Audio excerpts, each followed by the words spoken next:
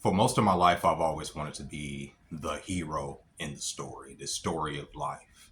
I've always admired the fact that in the stories of heroes, even mythological heroes like Hercules and stuff, they persevered through so many trials and tribulations. They overcome obstacles, not just from the outside, but the things that are in them. I remember in the first Spider-Man movie, not the very first one, not the one that came out when I was in coming out of high school, but the one recently with Tom Holland, the first one in that series where he had to fight Vulture. There's a moment in the movie where Vulture pretty much collapses a building on him. He has to try to get out of the building. Now this is an inexperienced Spider-Man.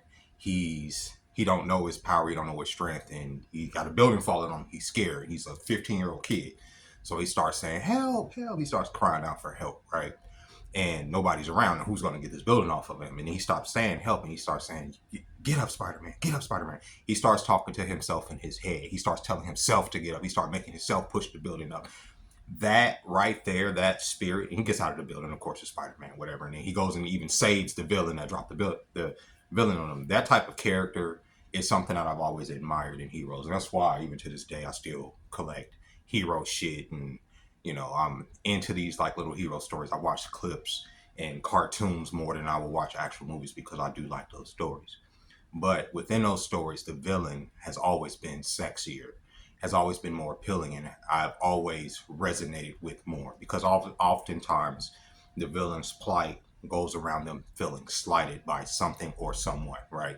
Something happened in their life that sent them down the path of being a villain and wanting to, cause pain or hurt to the world that they probably feel in them inside themselves. They have not conquered that pain.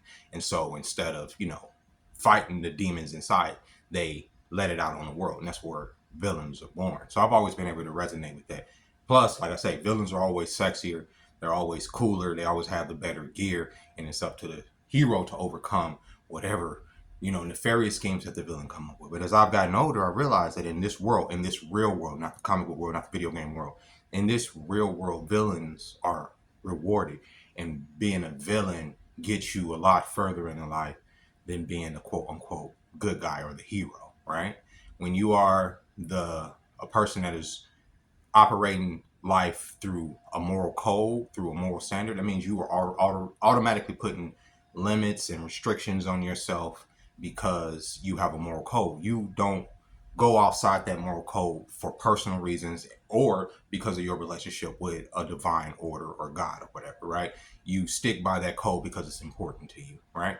But those that don't have a code, they don't have those same shackles on them. So they can just go through life taking advantage of people, hurting people, scamming, doing whatever they need to do to get to the top. And the world will revere them once they're at the top because this world rewards winners. Oftentimes, the hero, the good guy, the quote unquote good guy. I said a good guy because nobody's inherently 100% good or 100% bad. I'm just saying, in your actions are what make you who you are. The guy that gets up and works at 9 to 5 every day, he pays his bills, he lives this mundane life for the most part, I consider to be a good guy. He's not going out of his way to hurt anybody. He's not going out of the way to game the system, to get over on other people so he can get ahead. Like the people that are scamming people's food stamps right now. There are people literally online taking courses on how they can scam people's food stamps.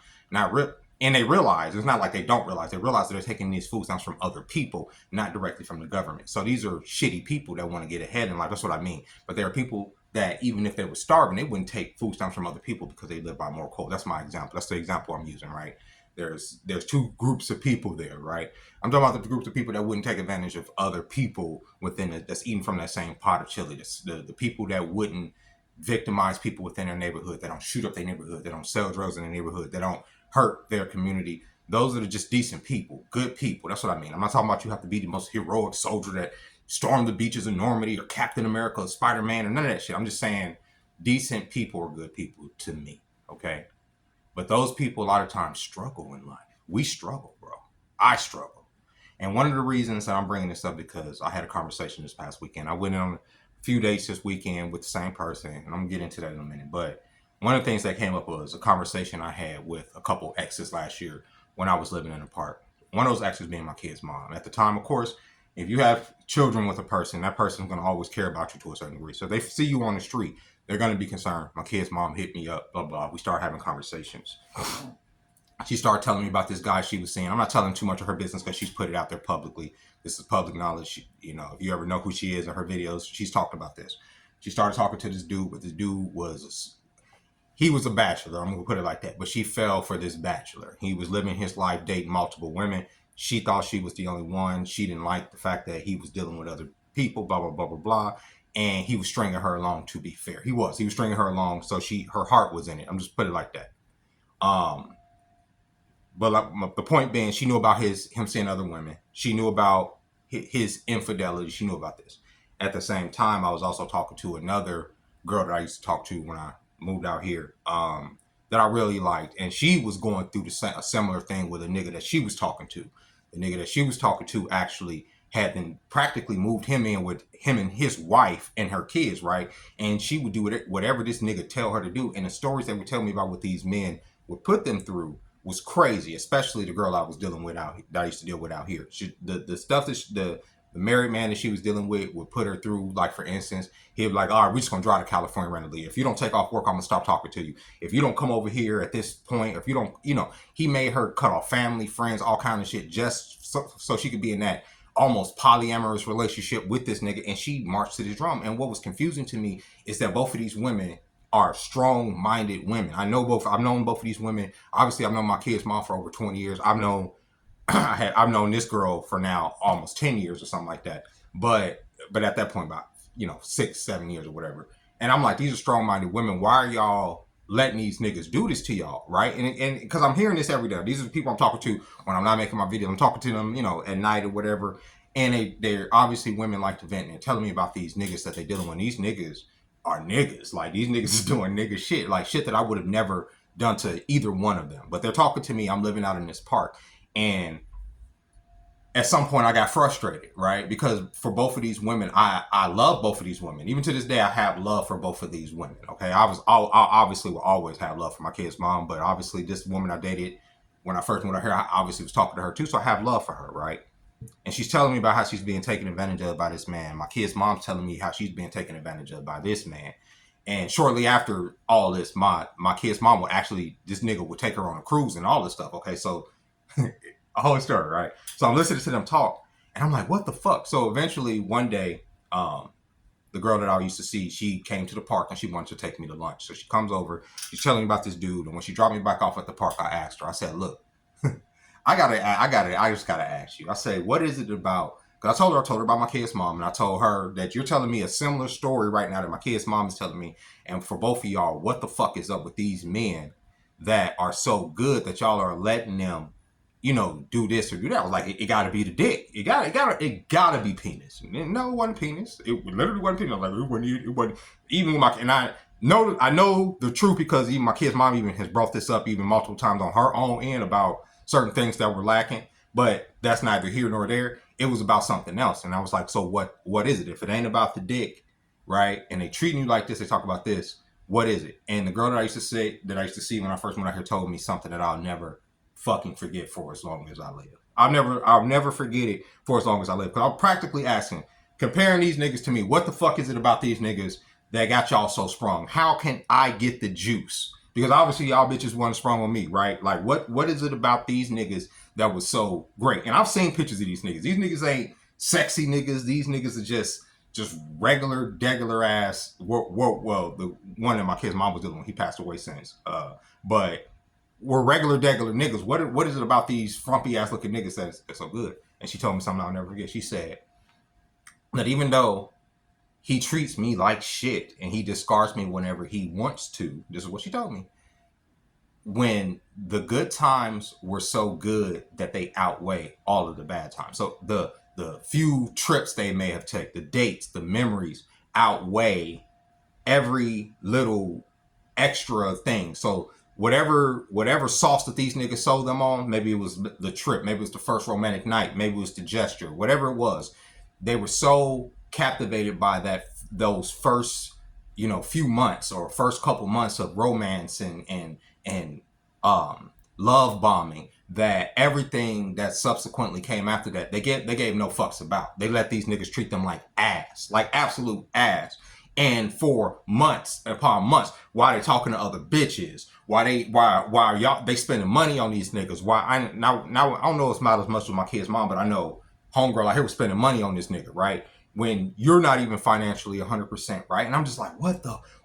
Like, you know, so but I took that. I was able to take that and say, okay, I get it. I understand that more than anything now. The highs are so high that it's hard to let go because of the lows. Even if the lows is calling you a bitch, even if the lows is telling you can't sleep here tonight, even if the lows is having you drive all the way across town to get this nigga a cheese sandwich to bring it back to him and then send your ass back on your way. Even if it's, oh, come over here and suck my dick, even though I ain't gonna return it. You know, that type of shit. And I'm like, that type of behavior to me seems abusive because I would never call somebody over here just to give me something without giving them something in return. You know what I'm saying? Like if we gonna bust off, if I'm gonna bust off, we're gonna at least try to bust off together. You know what I'm saying? Especially if you gotta drive across town to get me where I'm just saying like that is a level of it, but it's a lot of niggas that do that. And I'm bringing this up because those niggas will always be loved.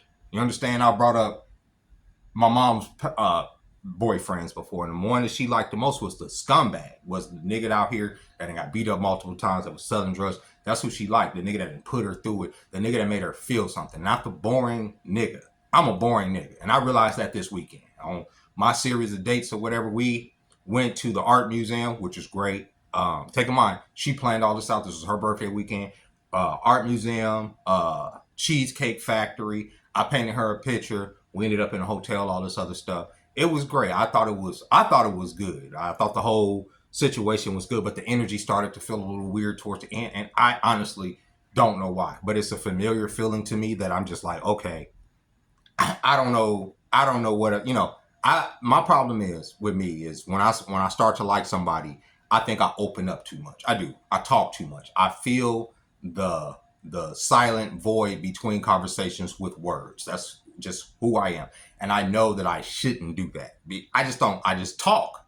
I'm like a goddamn parakeet. I just don't shut the fuck up. And even the voice in my mind is saying, shut the fuck up. Shut the fuck up. I just keep talking. Talk. I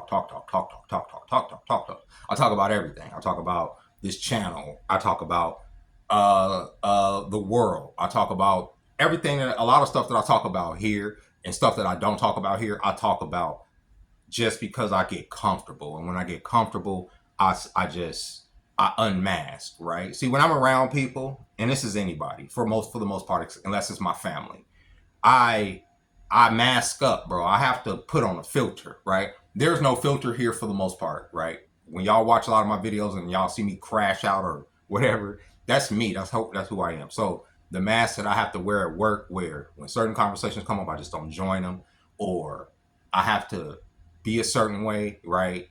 I've done that my whole life. You get what I'm saying? Like I have to consciously not be weird, like when I'm around people.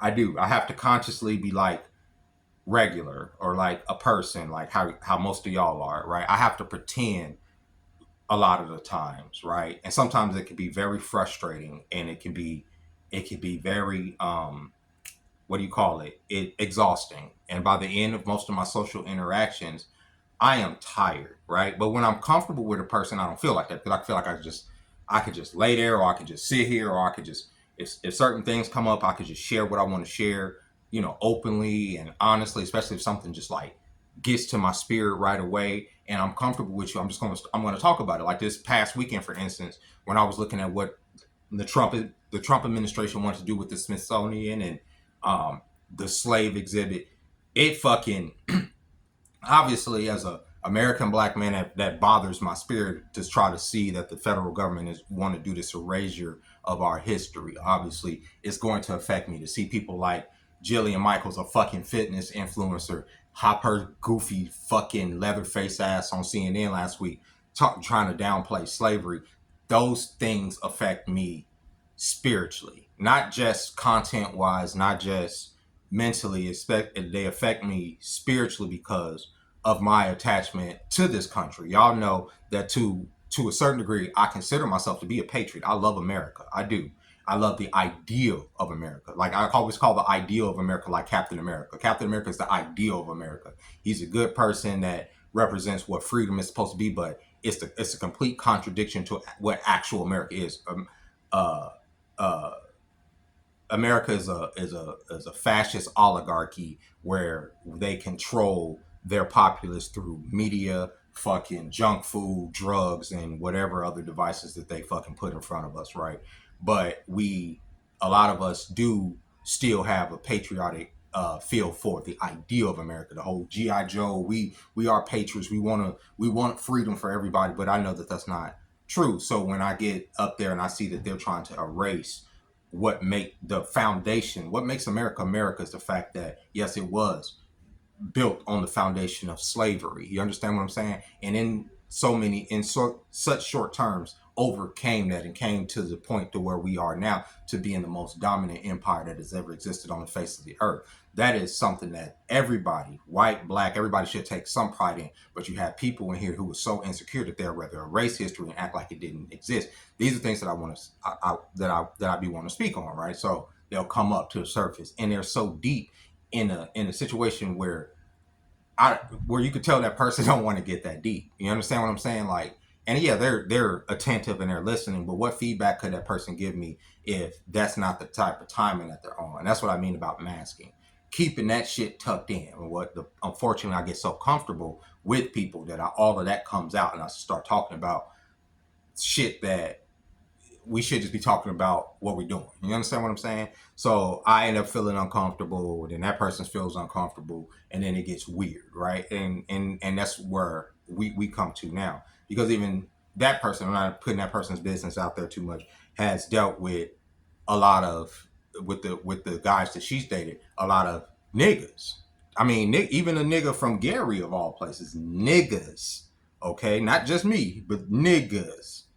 All right. And some of the stuff that she has told me that she is used to dealing with is not me. I'm not them niggas.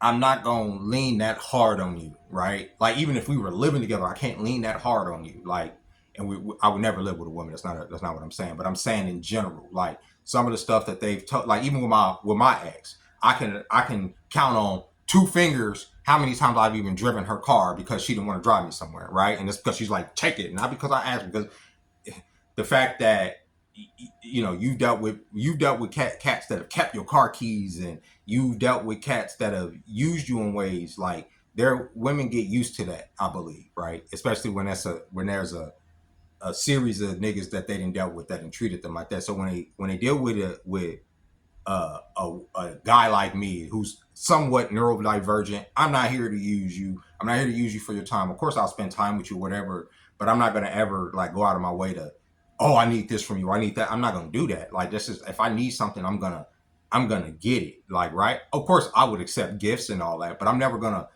dry bag. I'm never gonna it is what it is. Like, I'll figure it out. You feel me? So when I hear this, and then I hear that, oh, I'm different. Any guy watching this knows you don't want to hear that you the different nigga. You don't want to hear that you different than the type of niggas that I'm used to dealing with. You different than the type of niggas that I'm used to dealing with, because you know that them niggas, at least one of them niggas is gonna always be lurking, and they're gonna always be receptive to that type of energy from them type of niggas, right? I'm not that type of nigga. I just don't have it in me. I don't. I don't. And going back to the fact that I can't talk about certain things once again when I'm around, so I have to put up this mask. So I do. I have to I have to keep that shit in, and that's exhausting. So by the end of everything, even if I do have a good time with that person, I feel like I've exhausted all of my social battery, right? Not that that person is draining me. It's just that there's so much in me right now that I want to let out, and I want to talk about, and I want to get into, and I want to have debates with, and I want to have discussions and da da da da. Like that with everybody, and I would say most women, they're not on that time. They're not trying to hear that shit. You see what I'm saying? They want, have a good time with you. They want to be in your presence. They want to have, some intimacy and all that, and get to it. All that extra talking and the stuff the stuff that be on my spirit, they're not trying to hear that. And that's why, like, I wish I could be the villain. I wish I could be the nigga that just came through, just like, yo, come through, pipe you down. It is what it is. Move on, right? I need your car I need the car to drive to California, whatever the fuck, I can't be that dude though. It's just not in me. It'll never be in me. It'll never be in me to say, oh, okay, like, drop what you doing, whatever you fucking doing, to come do what I need you to do. I would never do that. I have too much consideration for people's time. And because of that, I think it makes me come off as kind of weird to a lot of the ladies that at least I've dated. I do, or I'm not as desirable as the nigga that is like that. That is more roughneck on that. That is gonna ask for your shit. You know what I'm saying? I'm not that. I'm not that cat, bro. I'm just not. And so I do spend a lot of time by myself, mostly because I don't want to. I ain't gonna say trauma dump because I'm not even talking about myself for the most part, but just explain how I see the world. I'd rather get on here and do it and let y'all know and get that shit out of my spirit, because every time like I overshare, I feel like a fucking asshole. I never feel like an asshole when I overshare. I overshare on here constantly, but it's recorded, it's there, it's out there. I don't feel, but when you directly in front of a person, you feel like you've overshared, you feel like I should have just shut the fuck up. Oh my god. But yeah, I did have a good time this past weekend. Like I said, we went to the art exhibit. It was like a light show. I did put a couple shorts here where y'all could see. They had like this room where the floor had um like it was like almost like a screen, but it was like projectors in the ceiling onto the floor, and then the ceiling did like these like little optical illusions. It was fucking dope. If you ever come out here to Vegas, it's about, I say you walk through about 30 to 40 minutes. 40 minutes if you sit into the big room where y'all saw the cards. Because that's the art exhibit itself. Like the room changes. Like the art on the wall changes. It's not just like that little video stuff that I put in my thing. It's amazing, and I think it's like $50 a person. It's at the Aria on the Strip. So if you're ever down out here in Vegas, I would suggest going there. We did that. That was dope. Had Cheesecake Factory. I haven't had Cheesecake Factory in forever. Compared to my restaurant, Cheesecake Factory is shitting on what we doing. I ain't gonna say where I work, but a lot of y'all know where I work. But we do have a good special going on. I mean, compare prices, but ingredients wise, that Cheesecake Factory was hitting. The cheesecake was amazing. I had a what is it? Cinnabon cheesecake. It was ultra sweet, but with some black coffee, it made my day. And yeah, with that being said, ladies and gentlemen, I'm starting to think that I do have a touch of autism, because of just the way I interact with people, and the way I have to put on a facade, like to be around people. Like, it's not like, and even to the point, sometimes I do be wanting to make noises and stuff. I do make sound effects. Sound effects make me feel grounded sometimes, even when I'm at work. You know what I'm saying? Sometimes, picking up a cup is like, I don't know. That's probably just goofy, but whatever, man. I don't know. Yeah, villains have more fun than nerdy boys, I think. But it is what it is, man. With that being said, y'all, I'll catch y'all next time. Bye bye.